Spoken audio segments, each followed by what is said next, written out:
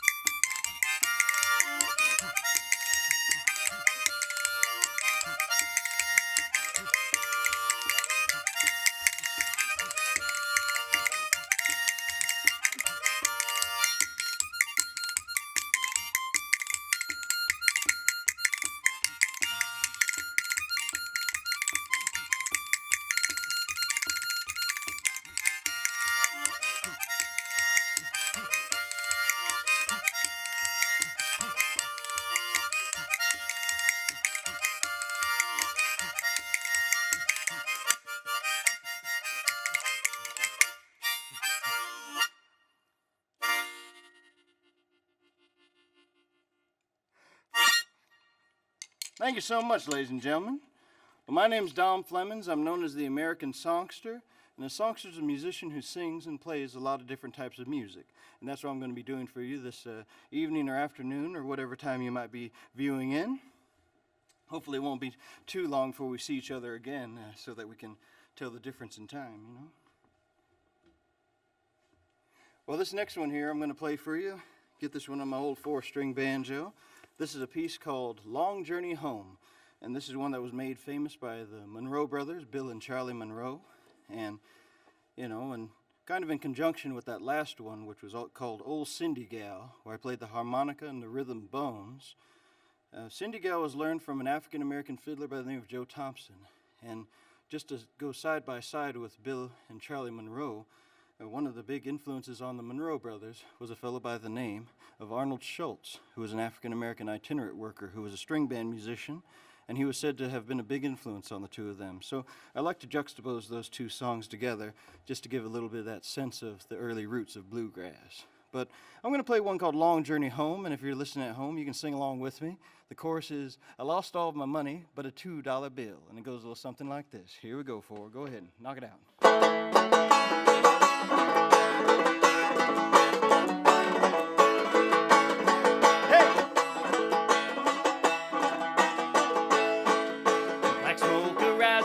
Shirley is a train, Shirley is a train, Lordy, Shirley is a train. Like smoke arising, Shirley is a train. I'm on my long journey home, 'cause I lost all my money but a $2 bill, $2 bill, Lordy, $2 bill. Lost all my money but a $2 bill. I'm on my long journey home.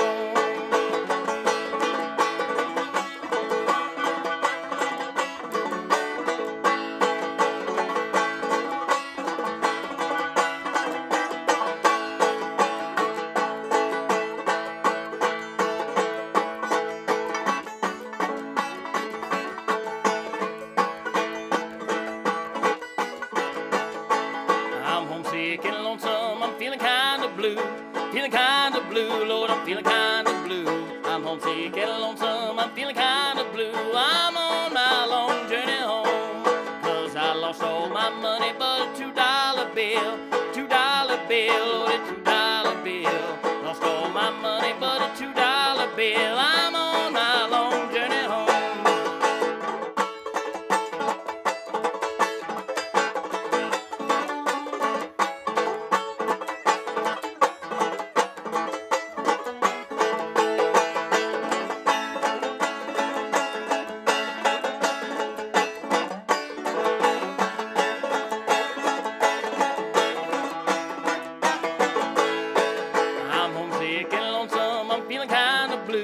Feeling kind of blue, Lord, I'm feeling kind of blue. Homesick and lonesome, I'm feeling kind of blue. I'm on my long journey home. 'Cause I lost all my money but a $2 bill. $2 bill, Lord, a $2 bill. Lost all my money but a $2 bill. I'm on my long journey home.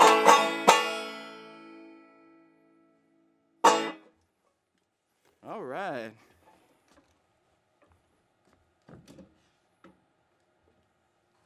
Now, ladies and gentlemen, this very next number here is a piece that I recorded for my album Black Cowboys a couple years back. And this is one that I picked up from the field recordings that were made by a woman named Vera Ward Hall for the Library of Congress.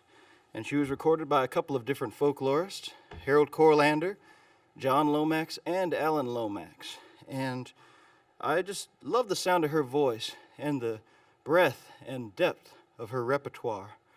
And this little song here was one that I found, and I learned it a while back. It was classified as a field holler.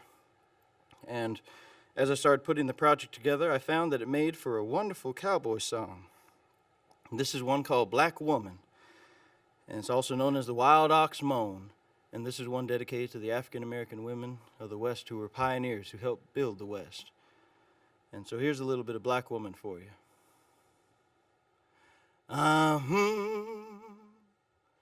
Well, come here, black woman,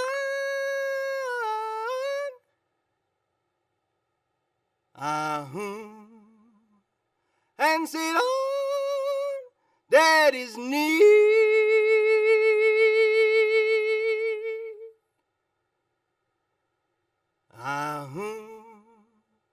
Well, I've got something to tell you, pretty mama.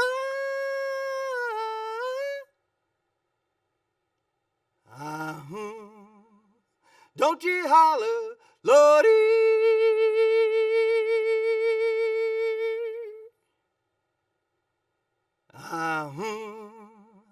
Well, I'm going back to Texas.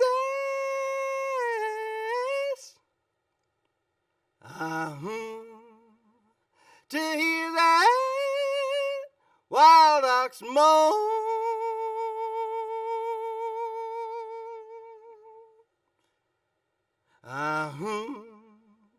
And if it's morning don't suit me, black woman,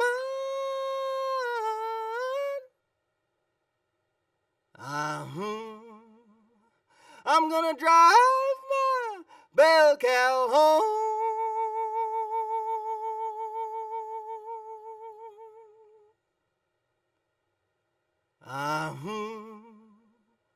Don't your kitchen feel lonesome?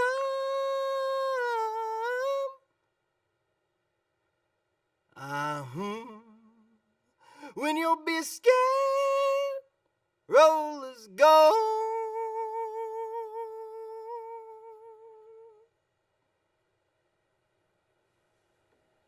Beautiful little ballad.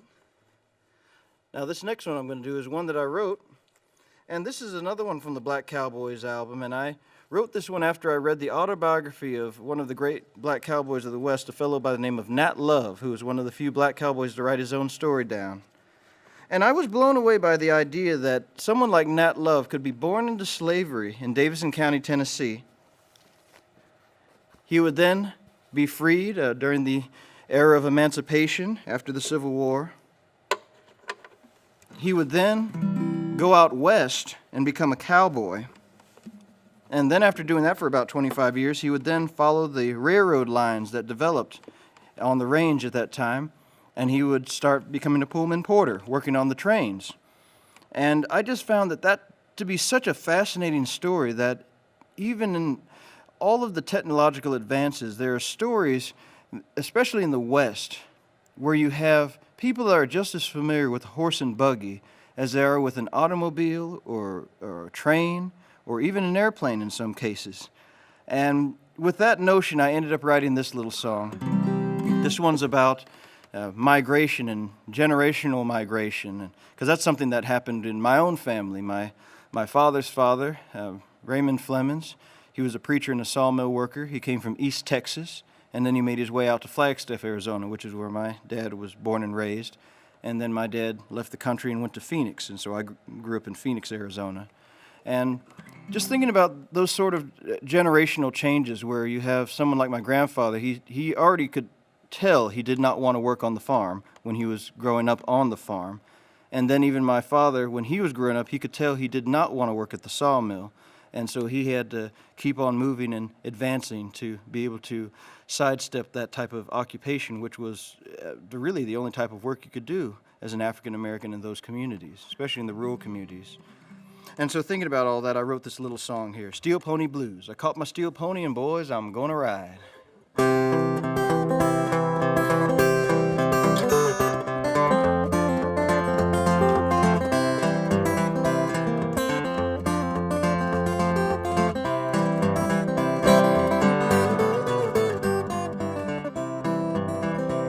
When you get down to Holbrook, you won't find me there. Good Lord, I caught the first thing smoking down the road somewhere.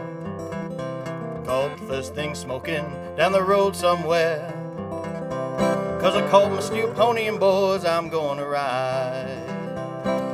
Getting far too old to follow this here herd. Good Lord, I caught the first thing smoking down the road somewhere. Caught the first thing smoking down the road somewhere. 'Cause I called my steel pony and boys, I'm gonna ride. Go ahead and get it one time, 6.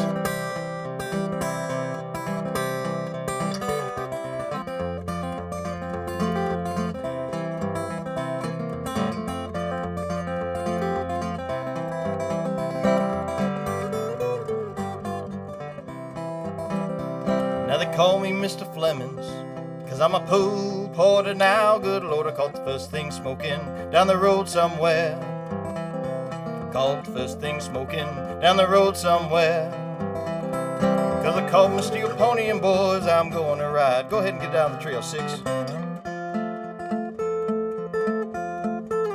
Yeah, man.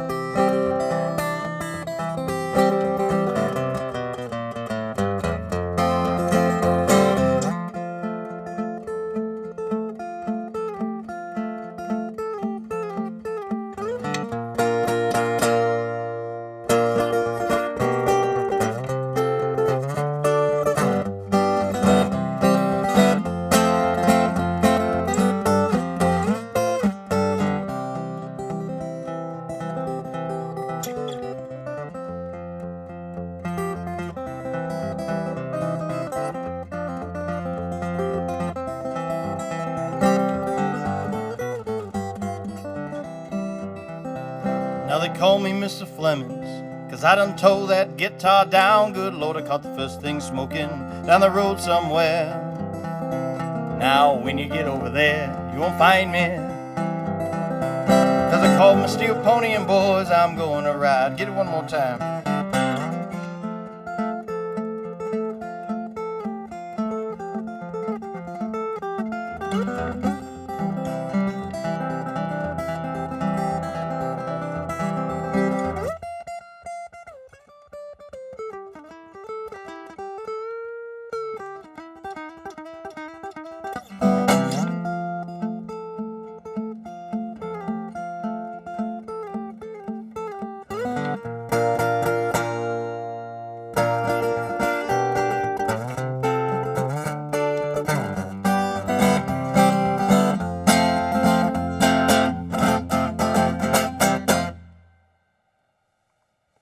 Thank you, folks.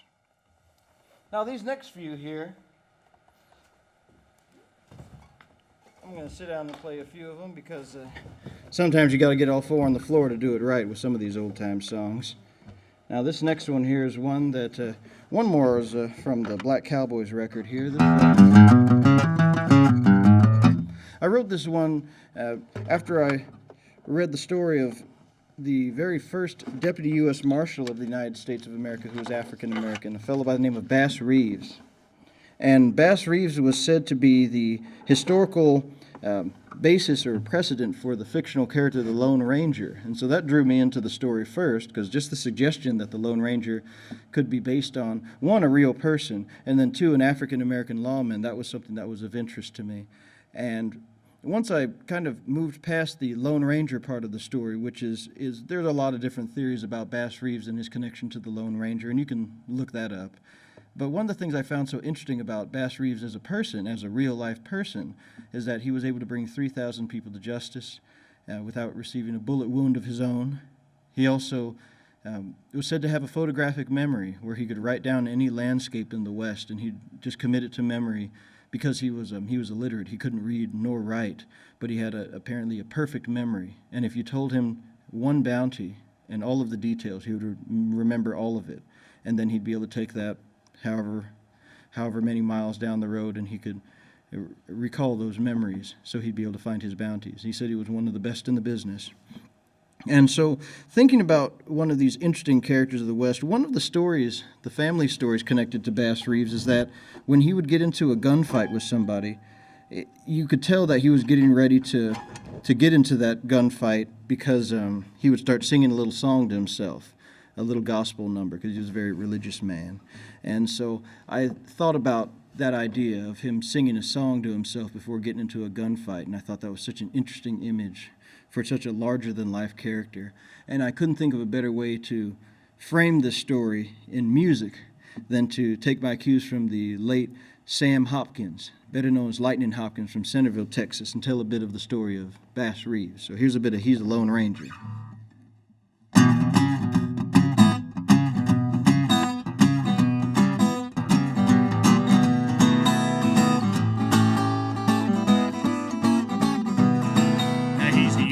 Marshal and a Lone Ranger. He's a U.S. Marshal and a Lone Ranger. He's a Lone Ranger. Bass Reeves is his name. There was a man way out west, rode around this country with a star on his breast. Every white man and Indian tribe, he was the baddest man that ever was alive. He's a U.S. Marshal and a Lone Ranger. He's a Lone Ranger. Bass Reeves is his name. Broad-shouldered and 6 feet tall, rode a sword like an outer on a mall. Master of a pistol, master of disguise. He looked every man he caught now dead in the eyes, 'cause he's a U.S. Marshal and a Lone Ranger. He is a Lone Ranger. Bass Reeves is his name. I'll tell you about him. Born a slave down in Arkansas, lived with his master and his dear old ma. Mama said, son, you ain't free, but you can do anything you want, though if the mister don't see. Now he's a U.S. Marshal and a Lone Ranger. He's a Lone Ranger. Bass Reeves is his name. Tell you another thing. Master called Bass Reeves to a gambling game. Bass's freedom was the stake that he made. No master cheated. You ought to heard the sound of Bass's hoof beats as Master hit the ground. Now he's a U.S. Marshal and a Lone Ranger. He's a Lone Ranger. Bass Reeves is his name. Go!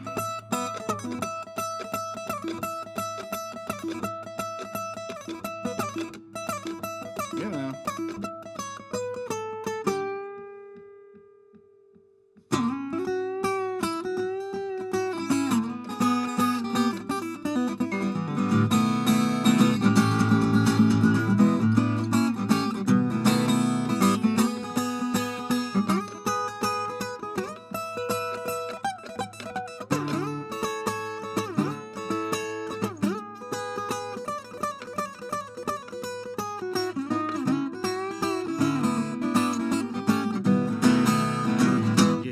bass reeves, break into song, get down to business and it won't be long. With a Muskogee, 100 miles around, they call Bass Reeves, he's bound to track you down, 'cause he's a U.S. Marshal and a Lone Ranger.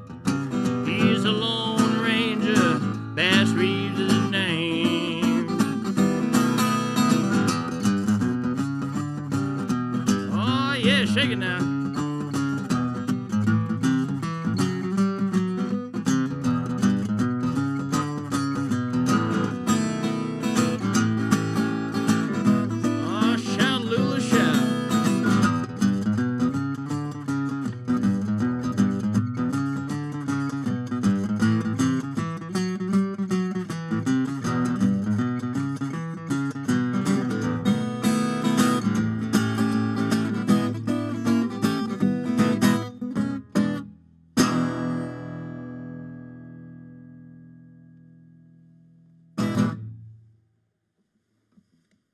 Thank you so much, folks.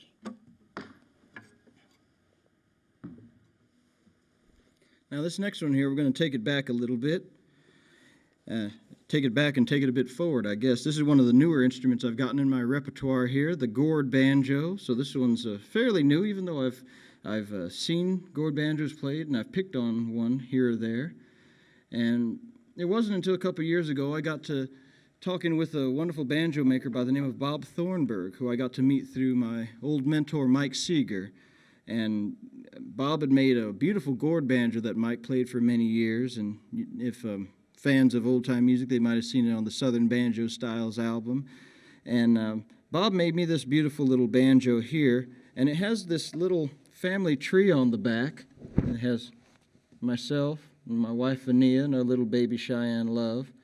And we're depicted on this tree that features these 3 leaves on it. And these are Haitian leaves from a specific plant that is associated with early Haitian banjo culture, with 3 leaves being a symbolic manifestation of life through threes. But nevertheless, and then there are 3 birds. And the birds are what they call Sankofa birds. And these are birds that represent a West African proverb that is roughly translated as, go back and fetch it. Grab the things from the past that you need, bring them to the present and into the future. And one of the ways it's depicted is one's through a heart with a little lightning bolt in it. And one way is through these birds here that are representing birds flying forward, but they are touching their beaks to their back wing, representing the rebirth and the replenishing of good information to lead us into the future. And the banjo, I've always thought of the banjo as being a personification of Sankofa in music. Because it's not really until you get a player in front of it that you start getting different statements being made. And, of course, the banjo is an African-derived instrument, so it also speaks to a lot of those syncopations and a lot of those musical sounds. I'll play you a Joe Thompson number. You know, I started the show out with a Joe Thompson piece, Old Cindy Gal. And this one here is one called Old Corn Liquor, another old song, but this is one that Joe used to do the square dance calls on. And I'll link this together with a little bit of Steel Driving Man, which was his version of John Henry. So I'll start off with the square dance calls, and I'll try to syncopate some John Henry and see if we can knock a couple of holes into the side of the mound. So let's see what we can do.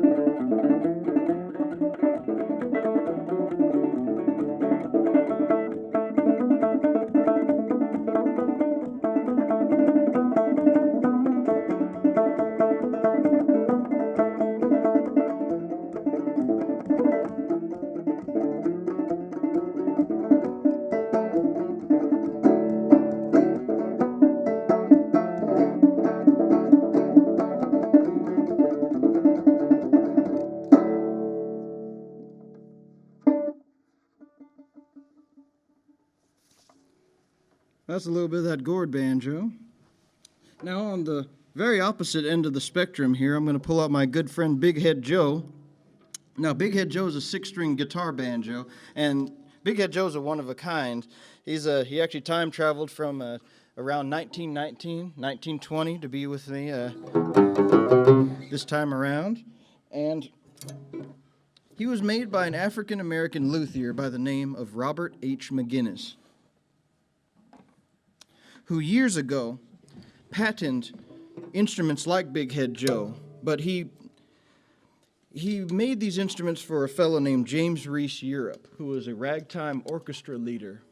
And James Reese Europe was one of the first African-American band conductors to feature an all-banjo orchestra. So he had little banjos and big banjos, and so Big Head Joe is one of the big banjos, even though it's not the biggest in the whole banjo family. They're actually bass banjos.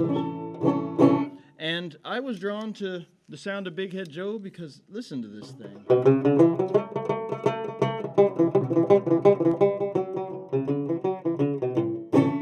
And I was always drawn to a guitar banjo from the beginning because I started out playing guitar. Didn't really want to learn how to play banjo in a different tuning. Ended up doing it anyway. But the banjo guitar is so funny because it's neither banjo nor guitar all the way, and it's actually some sort of weird mutation of both. But nevertheless, I'm going to play a bit of the old-time music on a Big Head Joe, play you a piece called Charmin' Betsy, and I'm going to feature one of the other very rare instruments in my repertoire, one called the quills, also known as the panpipes, and I'm going to play a little bit of Henry Thomas's style in the way that Mike Seeger showed me. So this is one called Charmin' Betsy. I'm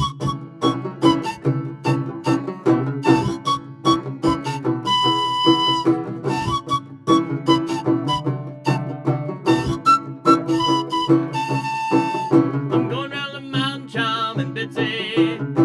Going round the mountain to leave. If I never see you no more, do Lord remember me.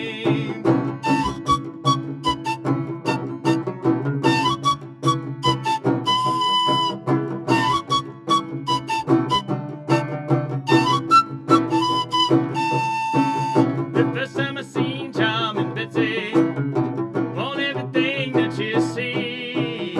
Last time I seen charming Betsy, she wearing that ball and chain. Yes, I'm going down the mountain, charming Betsy. Going down the mountain to leave. If I never see you no more, do Lord remember me.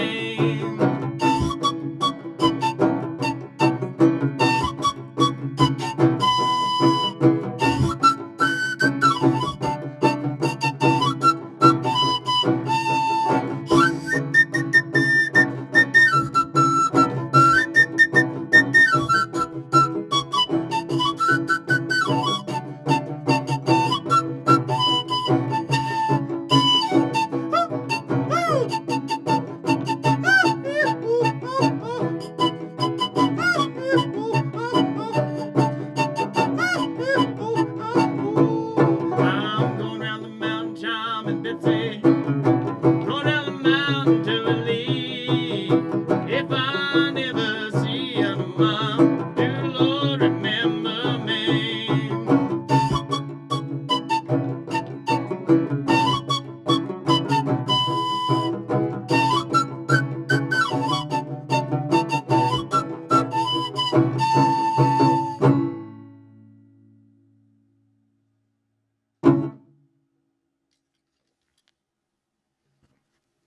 Well, folks, just to give you a little different impression of how Big Head Joe might sound, here's a little bit of Piedmont ragtime picking here. This is one called Keep On Truckin' Mama. This is an old Blind Boy Fuller number, and I learned this from one of my other mentors, a fellow by the name of Boo Hanks, who lived years ago in a town called Buffalo Junction, Virginia. So if you folks ever want to take an interesting trip, go on down right onto the North Carolina line and head on down to Buffalo Junction. Go and see the Dollar General and a couple of the other buildings that you might find down there. But way back, I used to go visit Boo Hanks. At the time I started working with him, he was 80 years old. I started working with him in 2006 through a nonprofit organization called Music Maker Relief Foundation. And Boo, at that time, he was working on a tractor, and he was still sitting on a tractor for 3 hours a day. And when he came down for his audition, we asked him what he knew, and he picked up the guitar and he started to play for 3.5 hours straight and cut his first record in one day. And I was just called in to back him up, and from that moment forward, we struck a friendship that lasted until he passed away just a couple years ago in 2015. But this is a little number that I play that I keep just to pay tribute to Boo here. And funny enough, Boo got to play Big Head Joe as well. He said he'd never seen a banjo like this one before. But this is kind of how he picked it when he started to do it. This is a little bit of his version of Keep On Truckin'.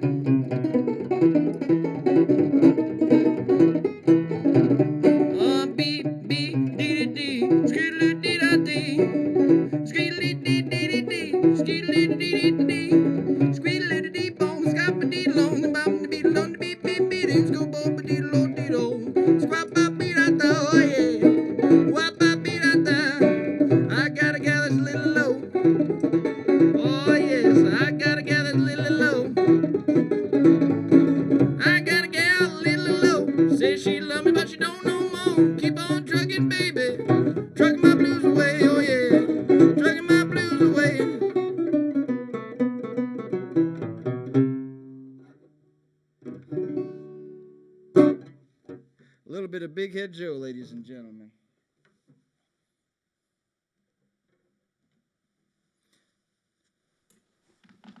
Now let's tear back into some conventional banjo for just a moment. And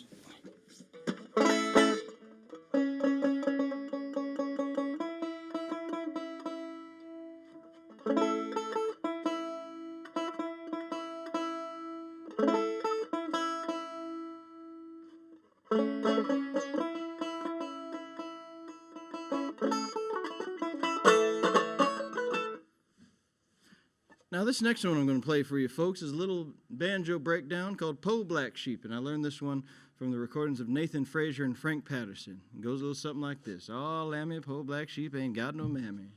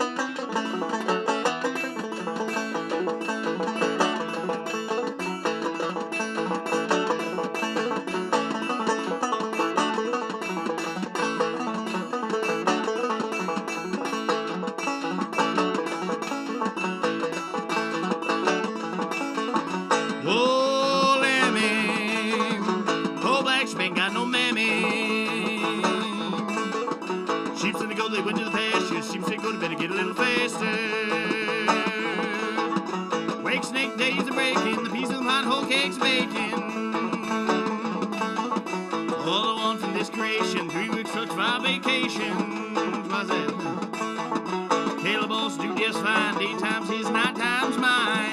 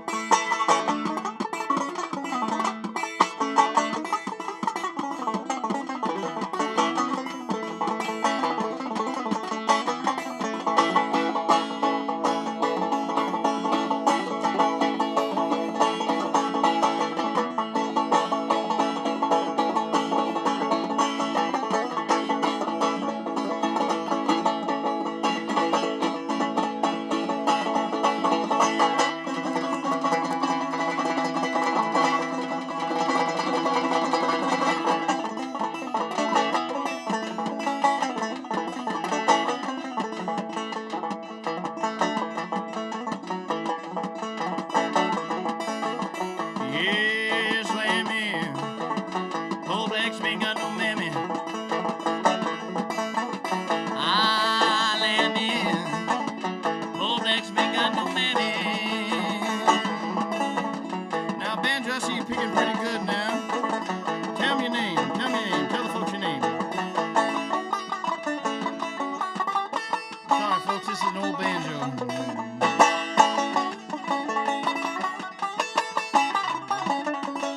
Talk a little bit better than that, banjo. Tell me who you're hanging around with. I see you with a pretty gal. What's her name?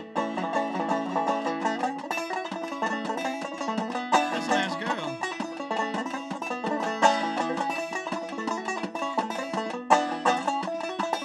And where you going with her? I'm going to Alabama with a banjo on my knee. Now, banjo, you're running down the Bama, you better go running fast now. Run a little faster than that. That's pretty good, bud. A little faster than that. That's about it.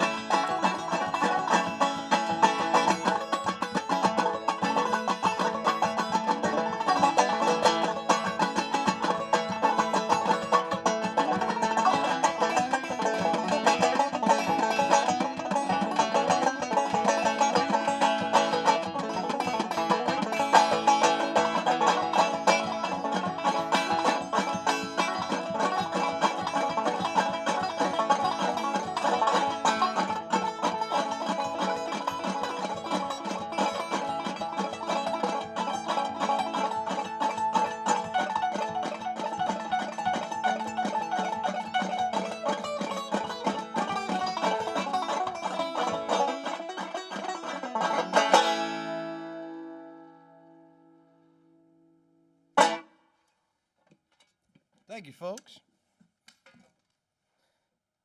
Now, ladies and gentlemen, this very next one here is we'll head on up here for a minute. Ladies and gentlemen, this very next number here, I had the great fortune of being able to do my solo debut on the Grand Ole Opry, playing this arrangement. This is one that's an old-time fiddle tune that I got from the recordings of Eck Robertson, who was one of the first country music instrumentalists. And I adapted his old fiddle tune, There's a Brown-Skinned Girl Down the Road Somewhere, into an arrangement that fit on the harmonica in the style of D. Ford Bailey. And so here's a little bit of it for you. I'm going to see if I can get the Opry gusto for you. You know, recently I had a very interesting story happen with the Grand Ole Opry.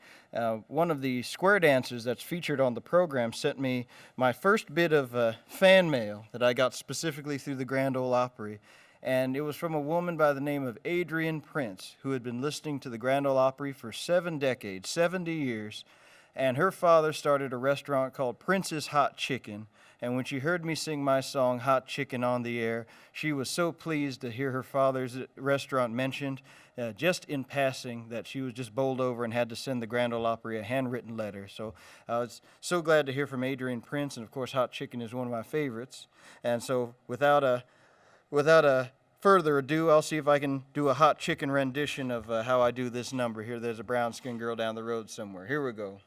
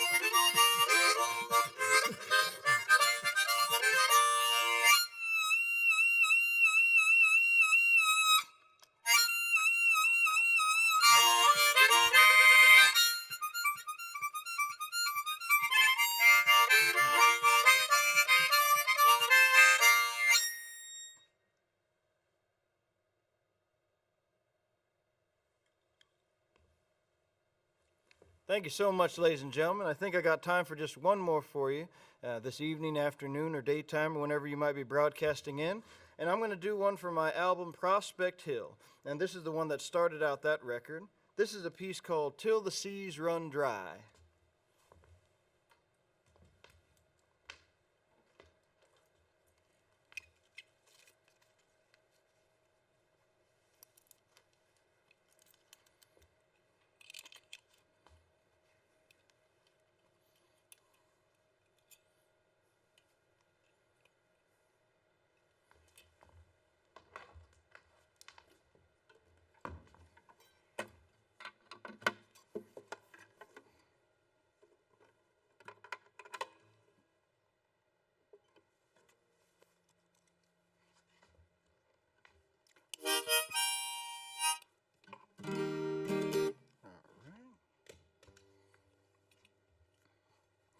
Well, ladies and gentlemen, this very last one I'm going to do for you is a piece called Till the Seas Run Dry. And this is a piece that I wrote several years back, thinking about the moments in life when you have insurmountable odds, and all you can do is lift your voice up and speak. But I didn't really write this for a particular purpose or anything like that, but I can say that as a member of the human race, I've felt this way before. So here's a little bit of Till the Seas Run Dry. Thank you all again for having me. It's a pleasure again to be at the Jefferson Center. And thank you all again. And hopefully it won't be too long before we're able to get together again. But until then, folks, stay safe, keep on playing, keep on picking, keep on smiling, keep on having a good time. Live a great life, folks. And we'll talk again soon. My name's Don Flemons, the American Songster. And this is Till the Seas Run Dry. Scapiti-batupi, swapiti-batim, balari-da-ta-ta-pa-ta-ta-ra-ta, swalari-da-ro-wa-pa-ta-ta-ra.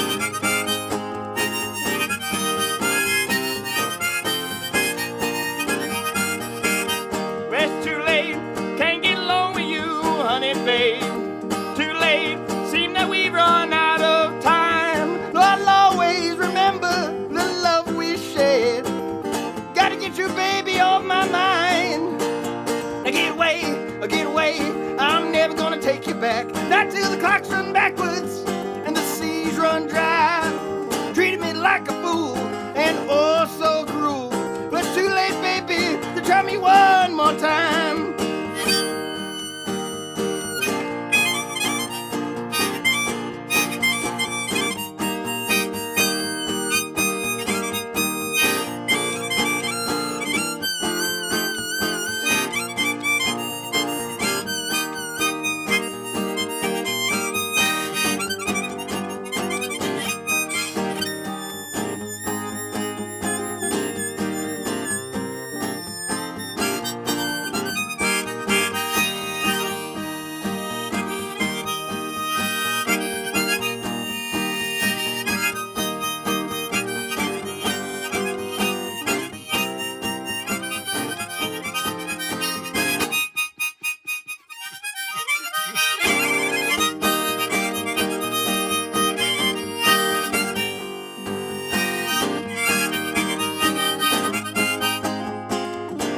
I'm gonna hit it one more time. Let's see if we can get it.